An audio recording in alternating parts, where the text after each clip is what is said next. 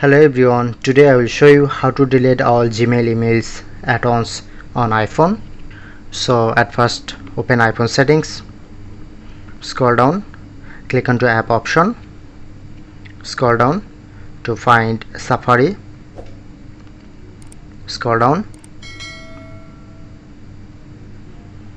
and just click on request desktop website to enable this. Okay, and then go to Safari and search set to Gmail.